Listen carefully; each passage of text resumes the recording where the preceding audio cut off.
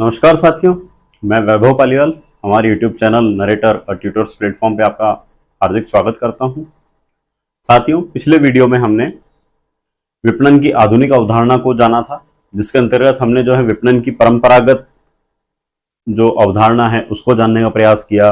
Philip Kotler के द्वारा दी गई जो विपणन की आधुनिक अवधारणा थी उसको जानने का प्रयास किया। उसके बाद में हमने देखा कि जो विपणन प्रबंधन के अंतर्गत जो है कौन कौन सी गतिविधियां संपादित की जाती हैं। उसके बाद में हमने देखा कि जो है विपणन अवधारणा जो है इसका क्रमिक रूप से किस प्रकार से विकास हुआ। शुरुआत में उत्पादन अवधारणा आई, उत्पादन को जो है उसमें हमने केंद्र बिंदु में रखा। उसके बाद उत्पाद अवधारणा आई, उत्पाद अवधारणा में हमने जो है क्वालिटी गुड्स को लेना, जो गुणवत्ता पूर्ण जो उत्पाद थे उनको जो है केंद्र बिंदु में रख करके उत्पादन करना प्रारंभ किया था। उसके बाद में हमने बिक्री अवधारणा को देखी। बिक्री अवधारणा के अंतर्गत हमने देखा कि जो है उत्पादन तो जो है सभी लगभग सिमिलर सी क्वालिटीज का या सिमिलर सी गुणवत्ता का जो उत्पादन कर रहे हैं, लेकिन माल बिकेगा किसका, तो उसके लिए जो है उन्होंने क्या करा कि ग्राहकों को घर में घुस करके प्रभावित करना और अभिप्रेरित करना प्रारंभ किया। उसके लिए उन्होंने सहारा लिया विज्ञापन का, व्यक्तिगत रूप से विक्रय का, पर्सनल सेलिंग जिसको हम बोलते हैं। इसके अलावा सेल्स प्रमोशन है, विक्रय संवर्धन का। ठीक है, तत्पश्चात हमने देखा कि जो है इसके अंतर्गत कुछ कमियां ये रह गई कि अब ग्राहक जो है बेचना वो चाह रहा, उत्पादक जो है बेचना वो चाह रहा था जो वो खुद बेचना चाह रहा है। ऐसे में क्या था, कस्टमर का जो सेटिस्फेक्शन है, ग्राहक की जो संतुष्टि है, उसको जो है कहीं ना कहीं नकार दिया गया, कहीं ना कहीं उसको जो है पीछे की तरफ धकेल दिया गया। इन सारी कमियों के बावजूद, इन सारी कमियों के कारण ही जो है कहीं ना कहीं जो है फिर हमारी विपणन अवधारणा का जन्म होता है, विपणन अवधारणा आती है। विपणन अवधारणा के अंतर्गत हमने देखा विपणन अवधारणा होती क्या है कि सबसे पहले तो जो है जैसे फिलिप कोटलर ने बताया था कि ये जो है उत्पादन केंद्र से पहले जो है प्रारंभ हो जाती है, उत्पादन से पहले ही जो है आपूर्तिकर्ता के पास में ही जो है कहीं ना कहीं पहुंच जाती है। और उससे भी पहले अगर हम बात करें तो जो नीड्स और जो डिजायर्स होती हैं, ठीक है, इच्छाएं और जो आवश्यकताएं होती हैं ग्राहकों की, उनको पहचाना जाता है। देन उसके बाद में उनके उसको प्राप्ति के लिए, उसको बनाने के लिए, उसके उत्पादन के विकास में जो है हमें सूचनाओं को संग्रहण करना होता है। उसको हमने देखा, सूचना संग्रहण के पश्चात हमने देखा कि जब हमारे पास सूचनाएं आ गई तो प्रोडक्ट को प्रोड्यूस करने में टाइम ही कितना सा लगेगा। उसको हमने प्रोड्यूस किया, उसका उत्पादन किया, उत्पादन के पश्चात हमने पैकेजिंग करी, लेबलिंग करी, ग्राहकों तक पहुंचाया।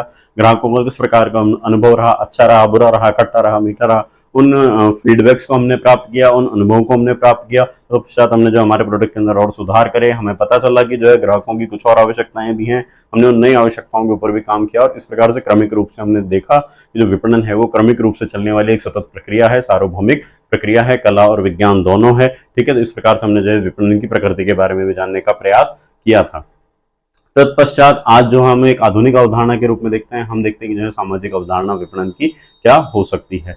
कि जब हमारे ग्राहकों का जो बेस है वो तो जो है अपेक्षाकृत रूप से भाई सृष्टि में या पृथ्वी पर जितने मनुष्य हैं उनकी अपेक्षा या तुलनात्मक रूप से जो है बहुत कम है। ठीक है, अब हम क्या कर रहे हैं, जब जिन संसाधनों का दोहन हम कर रहे हैं हमारे उत्पादों को बनाने के लिए, उन पर कहीं ना कहीं अधिकार जो है पूरे समाज का भी बनता है, चाहे वो हमारे ग्राहक हैं या नहीं है, लेकिन भाई संसाधन तो उनके सबके भी हैं।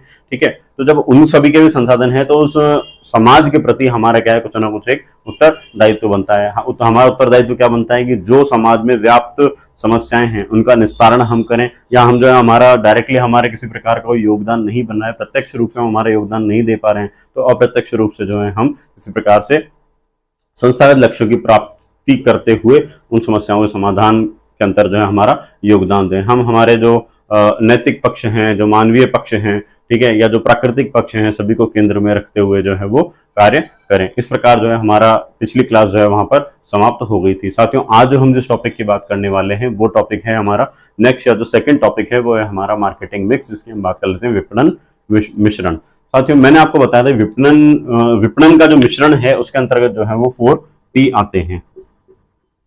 ठीक है, 4P आते हैं। 4P के अंतर्गत हमने सबसे पहली बात करी थी, फर्स्ट P हो जाता है हमारा प्राइस,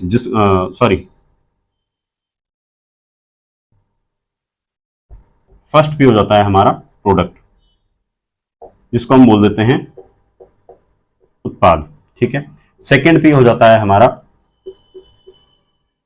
प्राइस, जिसको हम बोल देते हैं मूल्य। तीसरा P हो जाता है साथियों हमारा प्लेस, जिसको हम बोल देते हैं स्थान। और चौथा P जो हो जाता है साथियों हमारा वो हो जाता है प्रमोशन, इसको हम बोल देते हैं संवर्धन या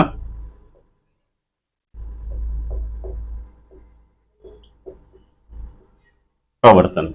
ठीक बात है। आज का जो वीडियो है साथियों, हमारा जो आज की जो क्लास है हमारी, वो जो है हमारी प्रोडक्ट के इर्द गिर्द जो है वो रहने वाली है। आज जो हम पढ़ने वाले हैं वो हमारा फर्स्ट पी जो है वो पढ़ने वाले हैं। एक जो हम ओवरव्यू के रूप में इसको देख लेते हैं कि ये 4 पीस एक्चुअल में है क्या चीज, है ना। तो आप देखिए, हम एक प्रोडक्ट की बात कर रहे हैं। कंपनियां जो है किसी न किसी एक उत्पाद या सेवा का जो है प्रोडक्शन करती है, जिसको वो बाजार में उतारती है, जिसके माध्यम से जो है वो व्यापार संपन्न करती है। ठीक है, तो वो तो हो जाता है हमारा प्रोडक्ट। उस प्रोडक्ट की कुछ ना कुछ कीमत निर्धारित की जाती है जो ग्राहकों से वसूल की जानी होती है। ठीक है, उस प्रोडक्ट की उस मूल्य को या उस प्राइस को निर्धारण करने वाले कौन कौन से तत्व होते हैं, प्राइस एक्चुअल में होती क्या है, उन सब चीजों को हम यहाँ पे डिटेल से देखने वाले हैं। जो प्रोडक्ट हमने बनाया है, ठीक है, वो किन किन माध्यमों से होता हुआ जो है उपभोक्ताओं तक पहुंचने वाला है। राइट प्रोडक्ट को राइट प्राइस पे राइट प्लेस तक पहुंचाना जो है वो 4 पीस का कोर आधार होता है, मूलभूत आधार होता है। उसके पश्चात जो है उस प्रोडक्ट से संबंधित जो है किस प्रकार के हम संवर्धन की टैक्टिक्स और रणनीतियों को काम में लेते हैं, उनकी चर्चा जो है हम यहाँ पे डिटेल से करने वाले हैं। जैसे हमने जो है बिक्री अवधारणा के अंदर भी बातचीत करी थी, अगर आपको याद हो तो हमने विज्ञापन की बात करी थी, हमने व्यक्तिगत विक्रय की बात करी थी, हमने जो है विक्रय संवर्धन की बात करी थी। ठीक बात है। तो इस प्रकार से जो है साथियों मार्केट इन 4 पीस को मिला करके जो है क्या बनता है, हमारा जो है मार्केटिंग मिक्स बनता है।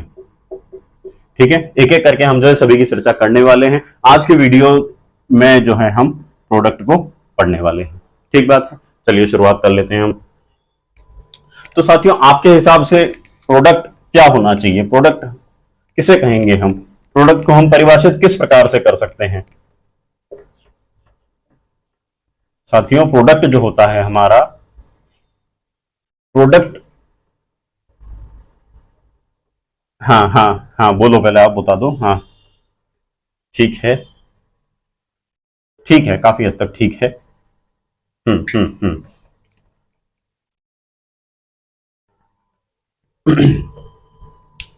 साथियों जो प्रोडक्ट होता है, आज हम पहले पी की स्टार्टिंग करने वाले हैं।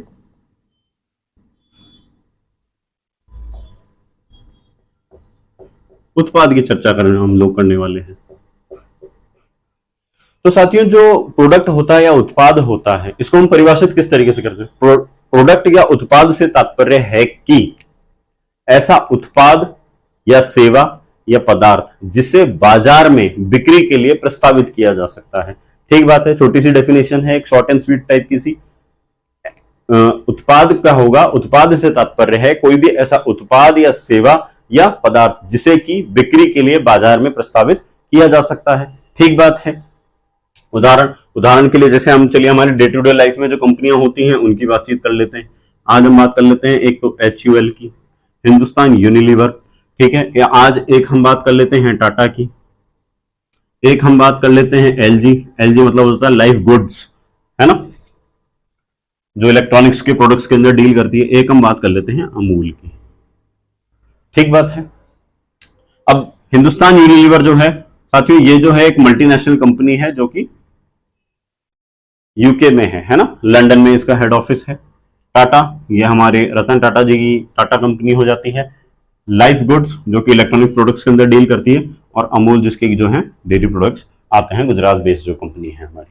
ठीक है। अब साथियों जो हिंदुस्तान यूनिलीवर है, इसके प्रोडक्ट्स की अगर हम बात करें तो इसके प्रोडक्ट्स कौन कौन से हो जाते हैं, सौंदर्य प्रसाधन के क्षेत्र में होते हैं। ठीक है, डिटर्जेंट उत्पाद होते हैं जिनके अंदर जो है हमारे जो सर्फ वगैरह या जो कपड़े धोने वाली साबुन वगैरह होती है वो उत्पाद आ जाते हैं। इसके अलावा जो है कुछ एक खाद्य उत्पाद भी होते हैं, जैसे हमारा वेजिटेबल ऑयल हो गया, है ना, जिसमें हम खाना वगैरह पकाते हैं। ठीक है, तो ऐसे जो कुछ एक खाद्य उत्पाद हो जाते हैं। टाटा की अगर हम बात करें तो देखिए टाटा मोटर्स के जो प्रोडक्ट्स होते हैं उनके अंदर क्या हो जाते हैं, ट्रक और बसें आ जाती हैं। ठीक है, जैसे टाटा क्या बनाता है, नमक भी बनाता है। टाटा क्या करता है, कंसल्टेंसी सर्विसेज भी देता है। भाई जो कंपनियां होती हैं, ठीक है, कंपनियों के अगर माल नहीं बिक रहे हैं, रणनीति किस प्रकार से काम करनी चाहिए या किसी प्रकार के और उनको गाइडेंस वगैरह भी चाहिए, तो उसके लिए जो है टाटा जो है TCS भी चलाता है। इसको बोलते हैं टाटा कंसल्टेंसीज सर्विसेज।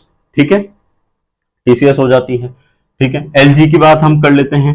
तो एलजी का आपने नाम सुना होगा, एलजी की टीवी आती है, एलजी का जो है वो फ्रिज आता है, रेफ्रिजरेटर बोलते हैं पर मैं चलो शॉर्ट एंड स्वीट यहाँ पे लिख देता हूँ, फ्रिज आता है, ठीक है। और भी ऐसे एन नंबर ऑफ प्रोडक्ट्स आते हैं एलजी के। अमूल, अमूल की हम बात कर लें तो अमूल का क्या आ जाता है, दूध आ जाता है, घी आ जाता है,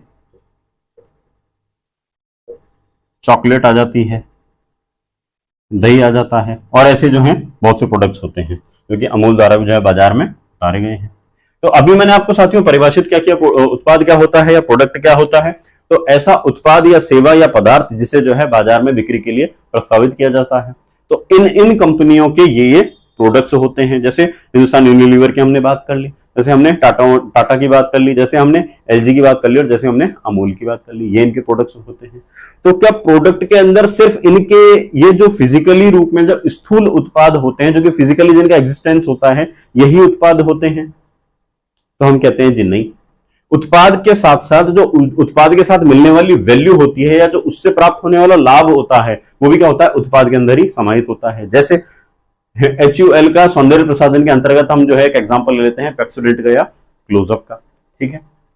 तो वो साथ में क्या दे रहे हैं, उसके साथ जो हमारा जो पेप्सोडेंट है या क्लोजअप है, उसके साथ में वो चीज क्या दे रहे हैं, तो चमकते हुए मोती से दांत दे रहे हैं, और क्या कर रहे हैं, हमें जो है मजबूत मसूड़े अश्योर कर रहे हैं, है ना भाई। उसके साथ में हमको देख किस चीज की गुणवत्ता रहे हैं, तो हमें जो है वो चमकते हुए दांतों की और मसूड़े, जो मजबूत मसूड़े हैं, जो हमारे स्ट्रेंथन गम्स हैं उनको अश्योर कर रहे हैं। तो उत्पाद के अंदर एक वो चीज आ जाती है।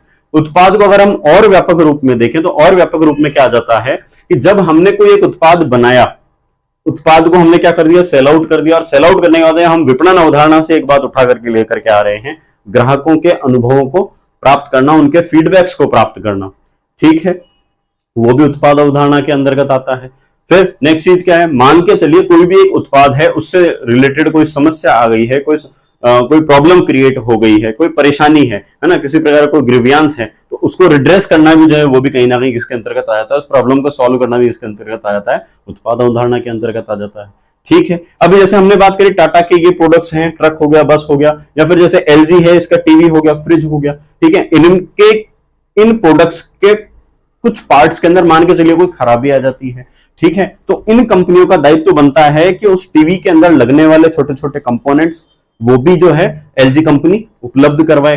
फ्रिज के अंदर लगने वाले छोटे छोटे, जैसे मान चलिए कभी गैस निकल जाती है, कभी और कोई चीज खराब हो जाती है, ठीक है, फ्रिज वगैरह की, एसी वगैरह की, ठीक है, तो उन उत्पादों को भी जो है ये लोग उपलब्ध करवाएं। ऐसा नहीं कि वो चीज नहीं है साहब, वो तो अब नहीं मिलेगी, आप चाहो तो नया प्रोडक्ट खरीद लो, नहीं।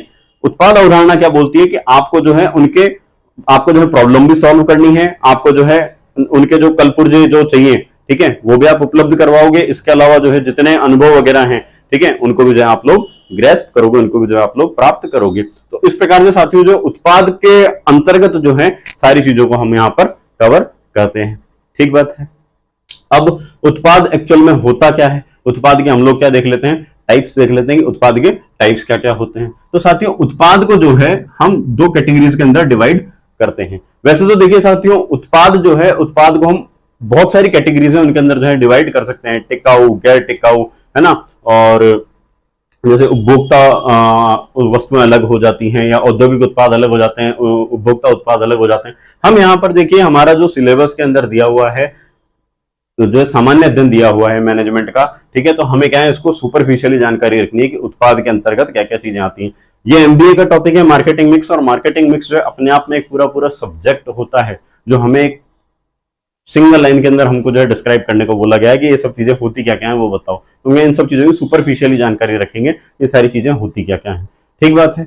देखिए तो हमने उत्पाद की बात करी, उत्पाद जो है दो प्रकार के होते हैं, एक तो होता है उपभोक्ता उत्पाद, इसको हम बोलते हैं कंज्यूमर गुड्स, और एक हो जाता है हमारा औद्योगिक उत्पाद।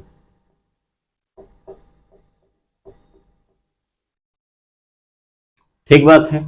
ऐसी वस्तुएं जो कि मनुष्य की इच्छाओं तथा आवश्यकताओं की पूर्ति करती हैं, वो तो सब कौन से उत्पाद कहलाएंगे, उपभोक्ता उत्पाद कहलाएंगे। अब उपभोक्ता उत्पाद में हमारी खाद्य वस्तुएं भी आ सकती हैं, हमारे कपड़े भी आ सकते हैं, हमारे गहने भी आ सकते हैं, हमारे फर्नीचर भी आ सकते हैं, एक्सवाइजेड सभी तरह के प्रोडक्ट्स जो हैं वो इसके अंतर्गत आ जाएंगे, उपभोक्ता उत्पाद के अंतर्गत आ जाएंगे। तो फिर औद्योगिक उत्पाद के अंतर्गत क्या क्या चीजें आएंगी, ठीक है। औद्योगिक उत्पाद के अंतर्गत ऐसी वस्तुएं आती हैं जिनका प्रयोग हम जो है अन्य वस्तुओं के उत्पादन के लिए करते हैं। ठीक है, जैसे जैसे हम बात कर लेते हैं तो एक हो जाता है हमारा कच्चा माल, इसको हम क्या बोल लेते हैं, रॉ मटेरियल बोल लेते हैं। एक हम बात कर लेते हैं मशीन की, ठीक है, एक हम बात कर लेते हैं टूल्स की या औजारों की। ठीक है, तो वो सारे क्या कहलाते हैं, हमारे औद्योगिक उत्पाद कहलाते हैं। ठीक है, तो आपसे अगर सिंपली पूछा जाए कि उत्पाद को जो है उत्पाद के प्रकार के साथ में वर्गीकृत करते हुए जो है समझाइए, तो आप जो इस प्रकार से इसकी पूरी डेफिनेशन जो है यहाँ पर दे करके आए। ठीक है, अंदर फर्दर नहीं जाना है आपको कि कितने, और कहीं पे आपको मिलेगा, बहुत से नोट्स होते हैं यहाँ पे, टिकाऊ मिलेगा, गैर टिकाऊ मिलेगा, ठीक है, स्थायी अस्थायी प्रोडक्ट भी मिलते हैं, तो उन सब चीजों में हमको नहीं जाना होता है। ठीक है, तो सुपरफिशियली हम जो है इसको जानते हुए आगे चलेंगे। ठीक है, अब जब मान करके चलिए हमारा जो है कोई एक प्रोडक्ट जो है बन गया है, तो प्रोडक्ट बनने के बाद में हम क्या करते हैं, कुछ एक गतिविधियों को जो है संपन्न करते हैं। कौन कौन सी गतिविधियां होती हैं, एक हो जाती है हमारी बी फॉर ब्रांडिंग। ब्रांडिंग क्या होती है उसकी चर्चा करेंगे हम अभी। ठीक है, उसके बाद में पी फॉर आ जाता है पैकेजिंग। पैकेजिंग के अंतर्गत आ जाता है हमारा कि प्रोडक्ट को हम किस प्रकार से पैकेजिंग प्रदान करते हैं। ठीक है, और फिर एक आ जाता है एल फॉर आ जाता है हमारा लेबलिंग, कि हम प्रोडक्ट को जो है लेबलाइज किस तरीके से करते हैं, उसकी लेबलिंग किस प्रकार से करते हैं। ठीक बात है, तो चलिए एक एक करके तीनों गतिविधियों को जो है हम देख लेते हैं। ठीक है, उत्पाद जब बन जाता है तो उसके लिए हम क्या करते हैं, तीन प्रकार की गतिविधियों को जो है वो संपन्न करते हैं, बी, पी और L. B stands for branding,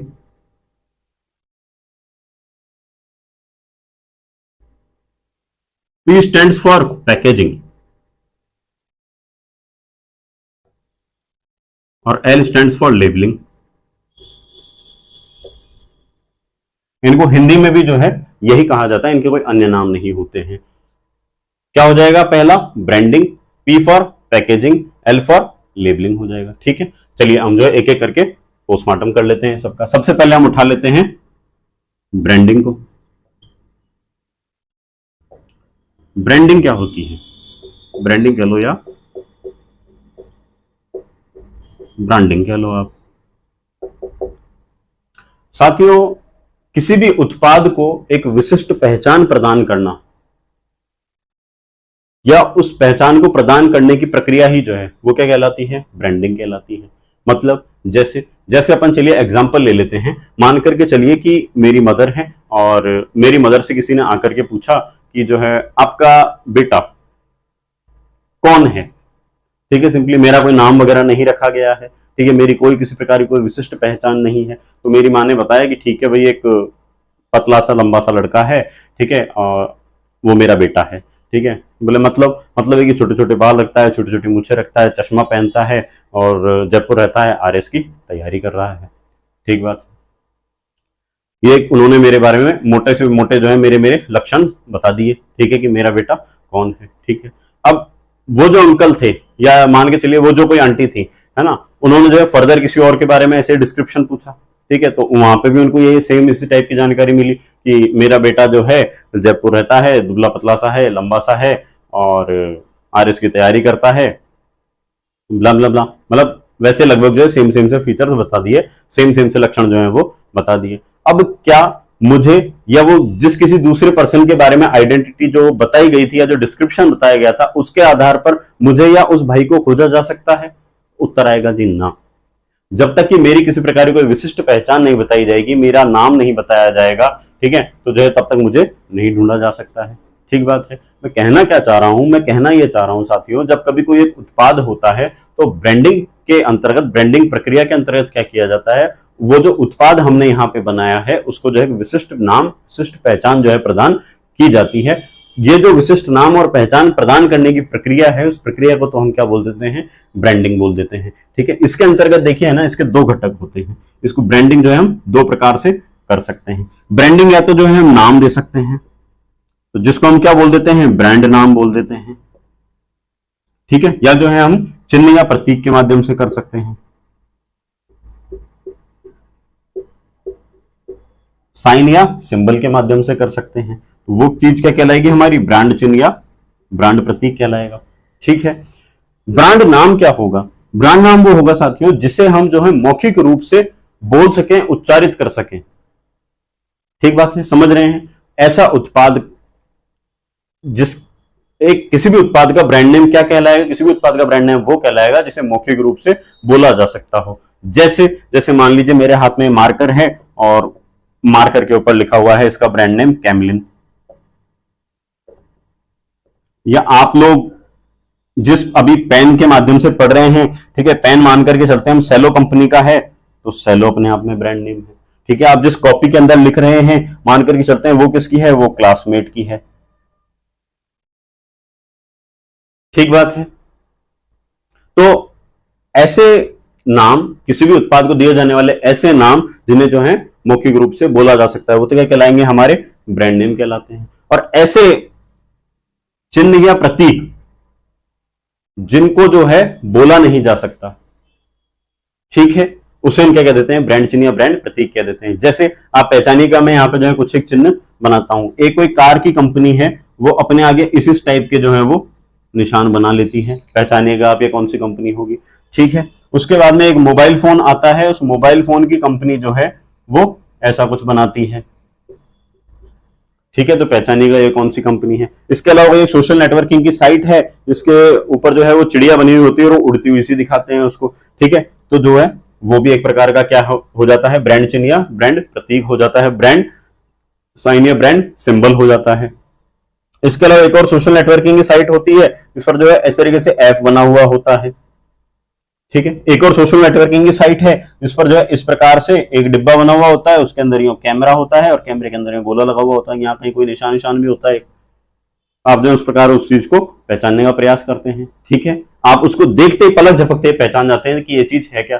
आप कभी कहीं ट्रेवलिंग करते हुए जाते हैं और जैसे हाईवेज वगैरह पे जो है एक ऊंचे से पोल पर जो है एक निशान बना हुआ होता है और ऐसे करके उसके ऊपर एम लिखा हुआ होता है और यहाँ लिखा होता है आई एम लविंग इट, है ना, आई एम लविंग इट। इस प्रकार से ये भी जो है एक प्रकार का क्या है, साइन है। तो साथियों ऐसे क्या है, कुछ प्रतीक हैं।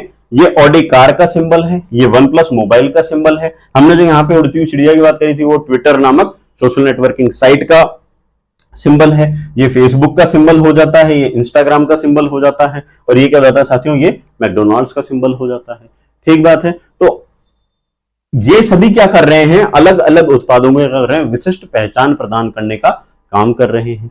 तो जब कभी हम किसी भी एक उत्पाद को जब इस प्रकार से विशिष्टता प्रदान करते हैं तो प्रदान करने की प्रक्रिया क्या कहलाती है, वो प्रक्रिया कहलाती है हमारी ब्रांडिंग कहलाती है।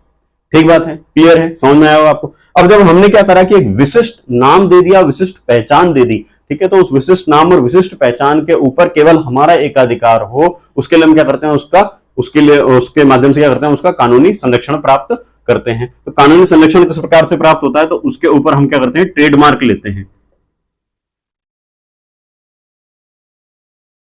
ठीक है भाई, ये जो हमने विशिष्टता दी है हमारे उत्पाद को, उसके लिए हम क्या करते हैं, ट्रेडमार्क लेते हैं। ट्रेडमार्क के माध्यम से क्या करती है सरकार, हमको कानूनी संरक्षण प्रदान करती है और बोलते हैं कि अब आपका ही एक अधिकार है, ये जो आप नाम या जो प्रतीक या चिन्ह जो आप लोग उपयोग में ले रहे हो। इसके लिए भारत सरकार क्या करती है, भारत सरकार ने इंडियन ट्रेडमार्क एक्ट बनाया वर्ष 1999 में। अधिनियमित कब किया, 1999 में। इसके माध्यम से अब जो है कोई भी कंपनी या व्यवसाय या विपणन करता जो है उसको एकाधिकार प्राप्त हो गया कि वो जो है अपने उत्पाद को विशिष्ट पहचान प्रदान जो है वो कर सकता है। ठीक बात है। चलिए, अब मैंने क्या है, कोई एक प्रोडक्ट वगैरह बना तो लिया। अब प्रोडक्ट बनाने के बाद में ब्रांड नेम मेरे को सोचना था। ठीक है, अब ब्रांड नेम को जो अपन निर्धारित करते हैं कि हमें हमारे उत्पाद का ब्रांड नेम रखना क्या है, उस दौरान हमें कौन कौन सी चीजें जो है ध्यान में रखनी होती है कि हमें जो है हमारे ब्रांड नेम के अंदर क्या क्या चीजें जो है वो समाहित करनी चाहिए। तो ऐसे में मैंने मेरे एक मित्र की सहायता ली और मैंने मेरे मित्र से पूछा कि यार मुझे मेरे कोई कंपनी है और उसके लिए मेरे को ब्रांड नेम चाहिए, तो आप सजेशन दो। तो उन्होंने बोला यार ब्रांड नेम की है ना, देखो कुछ एक क्वालिटीज होनी चाहिए ब्रांड नेम के अंदर, कुछ एक फीचर्स होने चाहिए उसके। बोले क्या क्या विशेषताएं कौन कौन सी होनी चाहिए बताओ। कि देखो आपका जो ब्रांड नेम है ना वो सरल संक्षिप्त होना चाहिए। कैसा बोला उन्होंने, सरल व संक्षिप्त होना चाहिए। बोले इसका फायदा क्या है, फायदा यह है कि इसके माध्यम से इसको है ना, आपका ब्रांड नेम अगर छोटा सा है और सिंपल सा है, तो उसको क्या आसानी से एक तो याद किया जा सकता है, ताकि जब कभी आपसे कोई उस प्रोडक्ट के रिगार्डिंग रेफरेंस मांगेगा तो आप आसानी से उसको जो है बता दो कि यार अगर आपको जो मान करके चलिए कि आपको वॉलेट खरीदना है तो यार सिग्नेचर का लेना है यार, प्योर लेदर आता है, बहुत अच्छा प्रोडक्ट आता है, बहुत अच्छा ब्रांड है, ठीक है। या इसके अलावा से मान करके चलिए कि यार भूख लग रही है और कहीं जाकर के खाना वाना खाना है, तो आपने फटाफट ना होते यार डोमिनोज है ना, डोमिनोज का पिज्जा जो है बहुत अच्छा मिलता है, ठीक है। तो इस प्रकार से आपका जो ब्रांड नेम है वो सरल और संक्षिप्त होना चाहिए, ताकि जब कभी आप रिकॉल कर पाओ उसको आसानी से, जब कभी उसकी आवश्यकता है तो आप तुरंत उस प्रभाव से उसको बता सको। ये नहीं कि यार बहुत अच्छा सा नाम है, याद आने वाला है, एक मिनट रुक जा बस, देख यहां तक आ गया, वो बोल ही रहा हूं बस, गले तक तो आ गया, बस नाम नहीं सूझ रहा मेरे को चीज क्या थी, ठीक है। तो ऐसा नहीं होना चाहिए, वो कैसा होना चाहिए आपका, सरल और संक्षिप्त होना चाहिए, ठीक है। उसके बाद में ब्रांड नेम की जो है दूसरी क्वालिटी क्या होनी चाहिए कि वो अपने गुण और विशेषताओं को जो है वो स्वतः परिभाषित करने वाला होना चाहिए, गुण व विशेषताओं को जो है वो स्वतः परिभाषित करने वाला होना चाहिए। बोले मतलब ये कि उसके अंदर क्या क्या फीचर्स हैं, वो बना क्यों है, उस चीज को जो खुद ही बताए, वो ब्रांड नेम जो खुद से उस चीज को निरूपित करे। जैसे एग्जांपल ले लेते हैं अपन, बूस्ट क्या बता रहा है अपने आप में कि जो है उत्तेजित करने वाला, मोटिवेट करने वाला है ना, आपके अंदर जो स्फूर्ति प्रदान करने वाला कोई प्रोडक्ट है, तो बूस्ट क्या हो जाती है, एक तरीके से आपकी एनर्जी ड्रिंक हो जाती है, ठीक बात है। उसके बाद में तीसरा क्या चीज होनी चाहिए, तो तीसरा ये होना चाहिए कि उसके अंदर वो जो है अपने अंदर विशिष्टता लिए हुए होना चाहिए, भाई उसकी जो है यूनिकनेस उसके अंदर होनी चाहिए, विशिष्ट पहचान लिए हुए वो चीज जो है वो होनी चाहिए, ठीक है। उसके बाद ये ऐसा नहीं कि यार वो आज आपको ठीक लग रहा है अगले साल ठीक ना लगे, या सर्दियों में तो ठीक लग रहा है गर्मियों में ठीक ना लगे, ऐसा नहीं होना चाहिए। वो कैसा होना चाहिए, सदाबहार होना चाहिए, ठीक है। अच्छा ठीक है, और नेक्स्ट पॉइंट बता दो, एक और पॉइंट बता दो, तो एक है कि आपका जो ब्रांड नेम है उसके अंदर क्या होनी चाहिए, लोचशीलता होनी चाहिए। लोचशीलता मतलब होती है फ्लेक्सिबिलिटी। फ्लेक्सिबिलिटी ये पॉइंट समझाओ एक बार वापस से, होता क्या है। देखो साथियों, अभी हमने बात करी थी एलजी की, ठीक है। एलजी की मैंने फुल फॉर्म बताई थी, एलजी फुल फॉर्म होती है लाइफ गुड्स, ठीक है, मतलब जीवन की उपयोगिता के लिए वस्तुएं, ठीक है। एलजी जो है मोस्टली इलेक्ट्रॉनिक्स प्रोडक्ट के अंदर डील करती है। मान करके चलिए एलजी अब जो है नया प्रोडक्ट लेकर के आया कि अब जो है वो आरओ बनाने लगा है, ठीक है। वाटर फिल्टर आरओ होता है, आरओ बनाने लगा है, और एक जो है पानी गर्म करने के लिए गीजर बनाने लगा है, रूम को गर्म कर रखने के लिए जो है वो रूम हीटर्स वगैरह बनाने लगा है, ठीक है। तो अब जो इसने जैसा ये नाम रखा है, ठीक है, लाइफ गुड्स यानी कि जीवन की उपयोगिता हेतु वस्तुएं, तो ये क्या कर सकता है कि अब अपने प्रोडक्ट्स को जो है जीवन के इर्द गिर्द काम में आने वाली जितनी वस्तुएं हैं उनके इर्द गिर्द सभी प्रोडक्ट्स का जो है वो प्रोडक्शन कर सकता है, और उनको इसके अंदर का जो है आसानी से समाहित कर सकता है। भाई आपका ब्रांड नेम जो है इस प्रकार का नहीं होना चाहिए कि आप जो कोई नया प्रोडक्ट लेकर के आ रहे हो उसके बीच में रिजिडिटी लेकर के आए, मतलब कोई तालमेल ही ना बैठे उनके अंदर, ठीक बात है, समझ पा रहे हो मैं क्या कह रहा हूं, ऐसे, ठीक है। तो जो है दोस्त ने जो बताया, मैंने तो इन पॉइंट्स के ऊपर जो है काम किया और मैंने जो एक अच्छा सा ब्रांड नेम जो है वो सोच लिया, ठीक है। चलिए, तो इसी के साथ क्या हो जाता है साथियों, हमारा जो है ब्रांडिंग जो है यहाँ पर समाप्त हो जाता है, ठीक बात है। अब हम बात कर लेते हैं पैकेजिंग की, कि पैकेजिंग क्या होती है। तो पैकेजिंग क्या हो जाएगी साथियों, जो भी कोई हमारा उत्पाद है उस उत्पाद के बाह्य आवरण को डिजाइन करना, वही क्या कहलाता है, हमारा पैकेजिंग करना कहलाता है। भाई कोई भी एक उत्पाद है उसके डिब्बे के बाह्य आवरण को डिजाइन करना, वो क्या कहला जाता है हमारा, वो कहलाता है हमारा पैकेजिंग, ठीक है। साथियों कुछ प्रोडक्ट्स या कुछ उत्पादों की पैकेजिंग इतनी आकर्षक होती है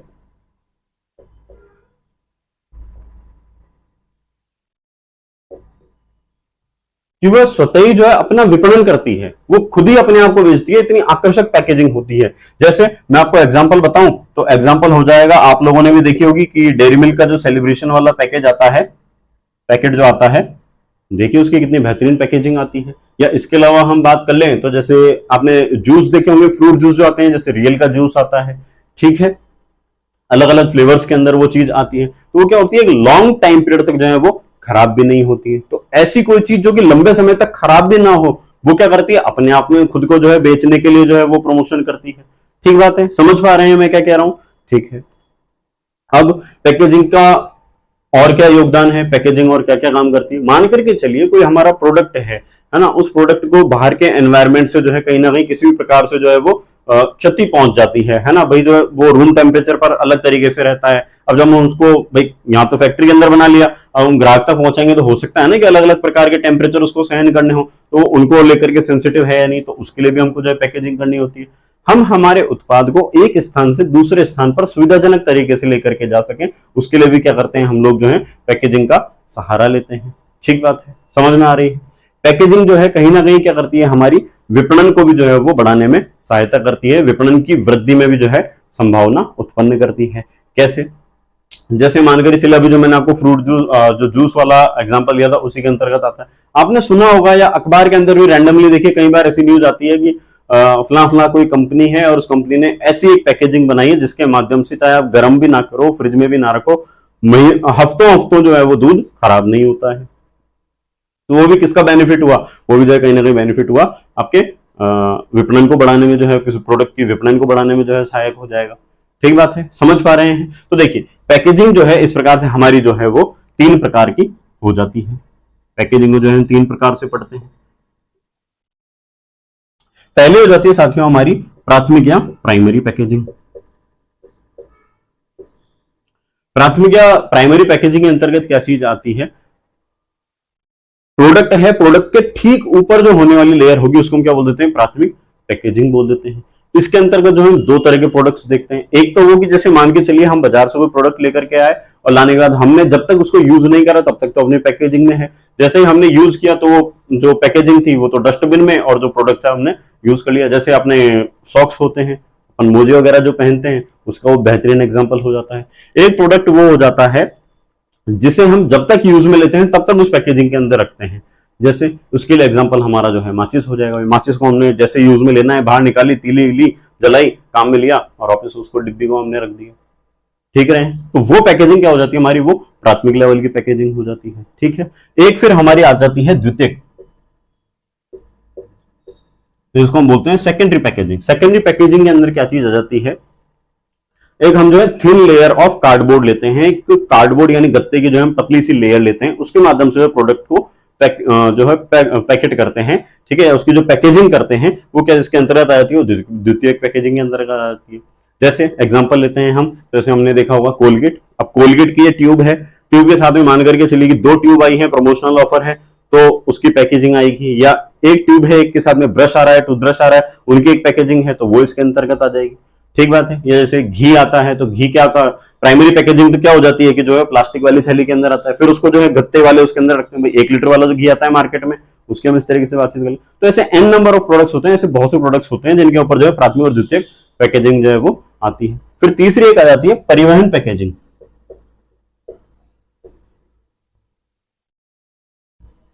ठीक है, तो परिवहन पैकेजिंग क्या हो जाती है, उत्पाद का संग्रहण करना, पहचान करना और सुरक्षा की दृष्टि से जो है वो परिवहन पैकेजिंग जो है वो की जाती है। भाई एक जगह से दूसरे स्थान पर प्रोडक्ट को ले जाने के लिए जो पैकेजिंग की जाएगी कौन सी हो जाएगी, परिवहन पैकेजिंग हो जाएगी। इसके अंतर्गत जो है हम क्या करते हैं, आपने देखा होगा ब्राउन कलर के जो कार्डबोर्ड होते हैं, मोटे वाले जो गत्ते होते हैं, उनको काम में लिया जाता है। कुछ ऐसे सेंसिटिव प्रोडक्ट्स होते हैं जिनके टूटने का डर लगता है, उनको जो है हम लकड़ी के जो फ्रेम होता है, लकड़ी के फंटों वाली जो स्ट्रिप्स होती है, ऐसा है ना, लकड़ी के जैसे ऐसी जो है वो होती है पतली पतली जो लीव्स होती है, उसके अंतर्गत जो है उनको जो है पैक करते हैं। ठीक है, समझ पा रहे हैं आप। तो वो चीज किस अंतर्गत आ जाती है, वो परिवहन पैकेजिंग के अंतर्गत आ जाती है। ठीक है, उम्मीद है यहाँ तक ये चीजें आपको समझ में आई होंगी। हमने जो है पैकेजिंग को जाना, पैकेजिंग होती क्या है, पैकेजिंग के महत्व को जाना, पैकेजिंग जो है हम क्यों करते हैं, और पैकेजिंग के हमने जो है 3 प्रकार के 3 स्तर देखे, 3 टाइप्स देखे, किस प्रकार से जो है पैकेजिंग को करते हैं। तो इस प्रकार से हमारा जो है पैकेजिंग भी जो है वो समाप्त हो जाता है। ठीक है, अब हम बात कर लेते हैं लेबलिंग की। तो साथियों लेबलिंग क्या होता है, आपने देखा होगा जब कोई एक उत्पाद होता है तो उत्पाद के ऊपर जो है एक सरल सी सूची लिखी हुई होती है। वो सूची ये बताती है कि ये प्रोडक्ट एक्चुअल में है क्या, इस प्रोडक्ट की विषय वस्तु क्या है, ये प्रोडक्ट क्यों बनाया गया है, उसका विवरण के बारे में जानकारी देता है। उसके ऊपर जो कुछ ग्राफिक्स बने हुए होते हैं, उसको हम क्या कह देते हैं, लेबलिंग कह देते हैं। ठीक है, मतलब लेबलिंग से आशय क्या हो जाएगा, लेबलिंग से आशय उन सभी सूचनाओं की जानकारी देने वाली एक सरल सी पर्ची हो जाएगी, जिसके ऊपर कुछ एक ग्राफिक्स बने हुए होंगे, कुछ एक जानकारी होगी, कुछ एक इंफॉर्मेशन होगी। कौन कौन सी जानकारी होती है, कौन कौन सी इंफॉर्मेशन होती है, अभी हम जो है उसकी चर्चा कर लेते हैं।